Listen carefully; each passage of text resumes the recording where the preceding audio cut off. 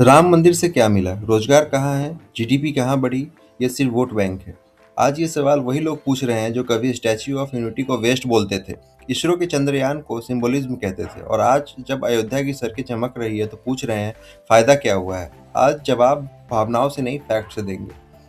आइए शुरू करते हैं। पैसा कहाँ से आया? दान बनाम टैक्स के बारे में अगर हम बात करें, सबसे बड़ा झूठ फैलाया गया सरकार के पास, मतलब जो भी पैसा था वो मंदिर में लगा दिया गया। फैक्ट क्या है? राम मंदिर का निर्माण सरकारी बजट से नहीं बल्कि जन दान 3,000 से 3,500 करोड़ से हुआ। अब सवाल इतना आया कि इतना दान आया कहाँ से? खर्च तो कम था, पैसा कहाँ से आया और कहाँ गया? ठीक है, ध्यान से सुनिए। मंदिर निर्माण 1800 करोड़ से हुआ। ट्रस्ट ने 396 करोड़ टैक्स सरकार को दिया। बाकी पैसा मंदिर कॉम्प्लेक्स, भविष्य की मेंटेनेंस, तीर्थयात्री सुविधाएं, धर्मशाला, संग्रहालय, सुरक्षा। यानी पैसा स्विस बैंक में नहीं गया, पैसा भारत की अर्थव्यवस्था में घूम रहा है। अब पूछता हूँ, जब एनजीओ टैक्स देती है तो सवाल नहीं उठाया जाता, और मंदिर टैक्स दे रही है तो प्रोपेगेंडा बना के बैठे हो सभी लोग। विरोधी कहते हैं मंदिर से नौकरी थोड़ी मिलता है। वो वही लोग हैं जो टूरिज्म को कोई इंडस्ट्री नहीं मानते। कंस्ट्रक्शन फेज जो हमारा हुआ था उसमें हजारों मजदूर, इंजीनियर, आर्किटेक्ट, कारीगर, पत्थर शिल्पकार, इनको सीधा रोजगार मिला जो हमें दिखता भी है। और मंदिर बनने से पहले hotel, dhaba, taxi, e rickshaw, guide, दुकानें, फूल प्रसाद, लॉजिस्टिक, ये सारी वहाँ पे थी।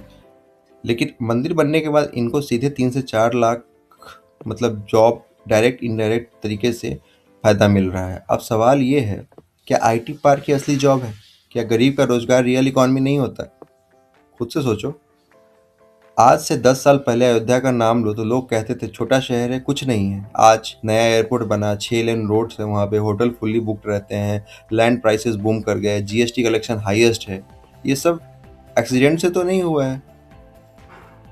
अगर यही डेवलपमेंट दुबई में होता तो कहते विजनरी लीडरशिप है, भारत में हुआ तो कहते हो हिंदुत्व प्रोपेगेंडा है। अब सबसे ट्रिकी सवाल ये है, क्या राम मंदिर से जीडीपी बढ़ा? ठीक है, अगर ईमानदार जवाब दोगे, डायरेक्टली पूरे भारत की जीडीपी ओवरनाइट नहीं बदलती, लेकिन इनडायरेक्टली सेक्टरल बूस्ट होता है। कैसे? Tourism, transport, hospitality, local manufacturing और एमएसएमई। अयोध्या अकेले से 8,000 से 12,000 crore annual economic activity generate हो रही है। अब सवाल है, क्या मतलब जब आईपीएल से जीडीपी बूस्ट होता है तो मंदिर से क्यों नहीं? कॉमन सा क्वेश्चन है ना। मंदिर में रिसर्च सेंटर बना। जवाब, मंदिर का काम आईआईटी बनाना नहीं, मंदिर का काम एआई लैब खोलना नहीं। लेकिन टेम्पल इकोनॉमी पर एकेडमिक रिसर्च हो रही है, रिलीजियस टूरिज्म एक ग्लोबल स्टडी सब्जेक्ट है, अयोध्या अब केस स्टडी बन चुका है। ताजमहल से कौन सा रिसर्च सेंटर बनाया गया? फिर भी वर्ल्ड हेरिटेज है और लोग मानते हैं उसको। हाँ, सच है राम मंदिर राजनीति में इस्तेमाल हुआ, दशकों तक हुआ, लेकिन पूरा सच ये है, मामला सुप्रीम कोर्ट में गया, फैसला कानून से आया, मंदिर बना कोर्ट के आदेश से। फिर भी विरोधी क्या कहने लगते हैं? फैसला आए पर अमल ना हो, आस्था मान्य हो पर विजुअल ना हो। अगर माइनॉरिटी अपीजमेंट सेकुलर है तो मेजॉरिटी सेंटिमेंट कम्युनल क्यों है? आप ही बताइए। वेटिकन इकॉनमी थ्राइव करे तो नॉर्मल, मेक्का टूरिज्म चले तो फेथ, जेरूसलेम में मतलब सेक्रेट हो तो हेरिटेज बोलते हैं, लेकिन अयोध्या हो तो प्रोपेगेंडा बना लेते हो।